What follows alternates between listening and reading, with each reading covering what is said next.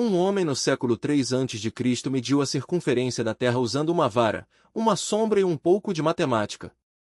Errou por menos de 2%. Ele trabalhava na biblioteca de Alexandria. E o livro dele se perdeu. Não sabemos quantos outros como ele existiram. Não sabemos o que eles descobriram. Então a pergunta é essa: e se nada daquilo tivesse desaparecido? O que estaríamos fazendo hoje? Vamos começar pelo que sabemos. A Biblioteca de Alexandria foi fundada por volta do ano 300 a.C., sob a dinastia dos Ptolomeus, no Egito. Não era só uma sala com livros. Fazia parte de um complexo chamado museu, que funcionava mais como um instituto de pesquisa financiado pelo Estado.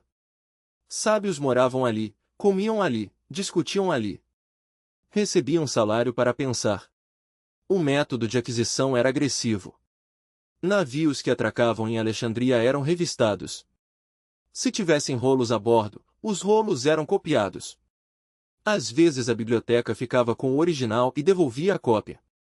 Existem estimativas antigas de 40.000, 500.000, até 700.000 rolos. Os historiadores modernos desconfiam desses números. Um rolo não é um livro, é mais parecido com um capítulo. E os antigos exageravam com frequência, porque um número grande servia para impressionar. Mas mesmo com estimativas conservadoras, era de longe o maior acervo do mundo mediterrâneo. E havia trabalho a sério ali dentro. Foi em Alexandria que Euclides organizou a geometria. Foi ali que Eratóstenes calculou o tamanho da Terra. Foi ali que Aristarco propôs que a Terra girava à volta do Sol, 1800 anos antes de Copérnico. Agora a parte que a lenda distorce. Não houve um incêndio único que apagou tudo numa noite. Essa imagem é boa para o cinema e ruim para a história. O que temos são episódios ao longo de séculos. Em 48 a.C., Júlio César incendiou navios no porto e o fogo se espalhou para armazéns próximos. Alguma coisa queimou, provavelmente rolos que esperavam embarque.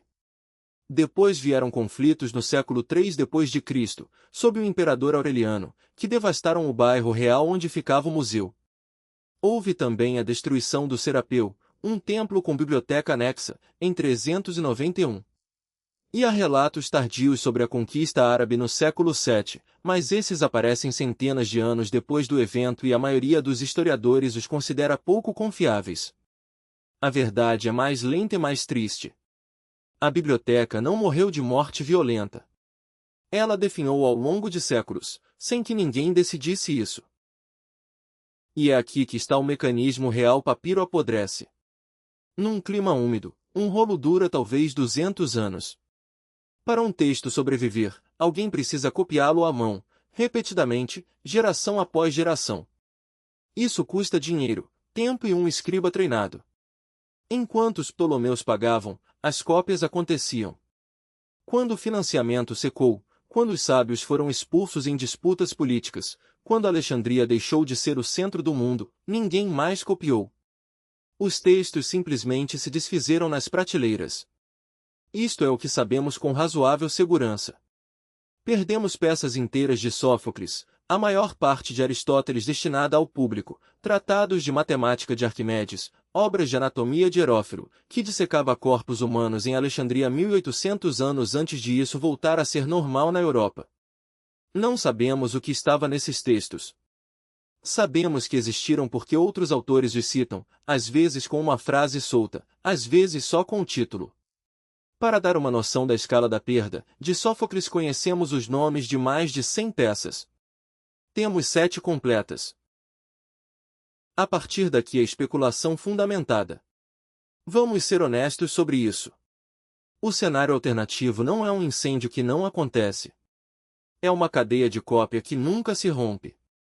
Imagine que Alexandria mantém financiamento estável, que a tradição de copistas continua, e que os textos migram para materiais mais duráveis, como o pergaminho, antes de se perderem. Repare que isto é bastante modesto. Não estou a inventar nenhum evento mágico. Estou apenas a supor orçamento estável e escribas empregados durante mais alguns séculos. O efeito imediato não seria uma revolução tecnológica. Seria a continuidade intelectual.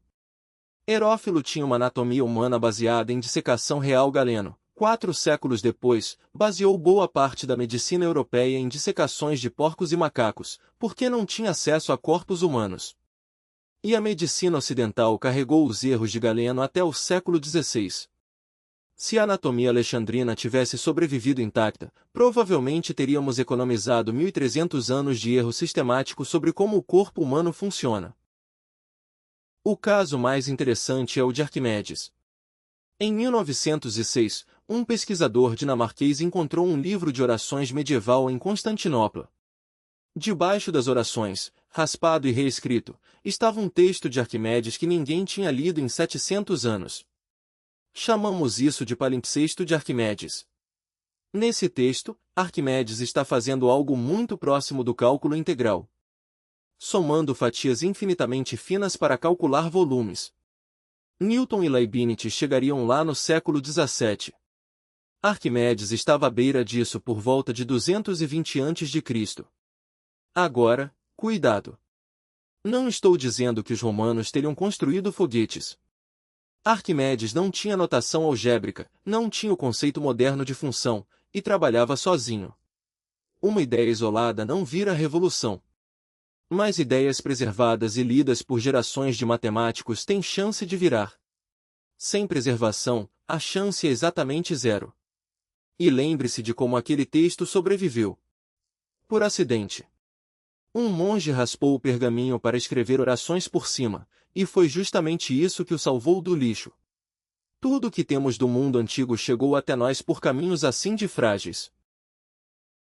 Então vamos ao mecanismo que realmente importa: economia e demografia. Uma boa parte dos historiadores argumenta que o mundo antigo não teve revolução industrial porque não precisava. Havia trabalho escravo abundante e barato. Héron de Alexandria construiu um dispositivo movido a vapor, a Eulípila, e ele ficou como o brinquedo de templo.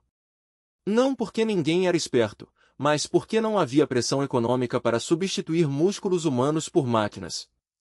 A biblioteca preservada não resolve isso sozinha. Conhecimento não gera aplicação automaticamente. Ele precisa encontrar um problema econômico que vale a pena resolver. Os historiadores discordam bastante sobre isto. Alguns acham que a acumulação de conhecimento cria sua própria pressão, que uma massa crítica de textos técnicos circulando gera aplicações inevitáveis. Outros acham que sem carvão, sem bancos, sem mercados de capital, nada acontece. Eu me inclino para o meio. Preservação acelera, mas não substitui condições materiais. Um manual de engenharia não constrói nada sozinho. Ele precisa de alguém com dinheiro e um motivo. Aqui está o cenário que me parece mais provável, e ainda assim é especulação. A Europa medieval não seria irreconhecível. As mesmas invasões, as mesmas pestes, o mesmo colapso do comércio romano. Isso é geografia e microbiologia, não bibliotecas. Mas a recuperação seria diferente.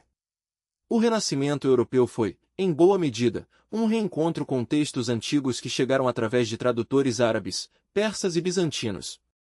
Foi uma redescoberta parcial, filtrada, com lacunas enormes. Com o acervo alexandrino completo, esse reencontro teria começado de um patamar muito mais alto. O meu palpite, e sublinho que é um palpite, é que a revolução científica europeia teria acontecido de qualquer forma, mas talvez 100 ou 200 anos antes. Não 1000, como às vezes se diz por aí.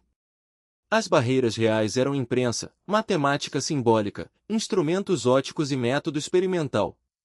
Nenhuma delas estava pronta em Alexandria, e nenhuma delas se resolve só com mais livros na prateleira. Existe também um cenário oposto, que quase ninguém menciona.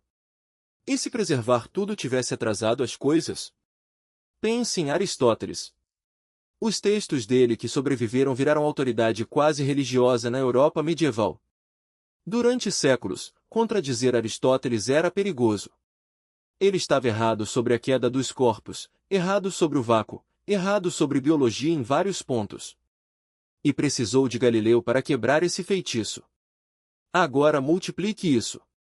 Uma biblioteca completa, sobrevivendo intacta, poderia ter criado uma cultura ainda mais reverente aos antigos. Um mundo onde a resposta para toda pergunta é procurar o que os gregos escreveram, em vez de fazer o experimento você mesmo. Isto é especulação pura, e reconheço. Mas ilustra uma coisa que vale a pena guardar: conhecimento acumulado é uma ferramenta, não uma garantia.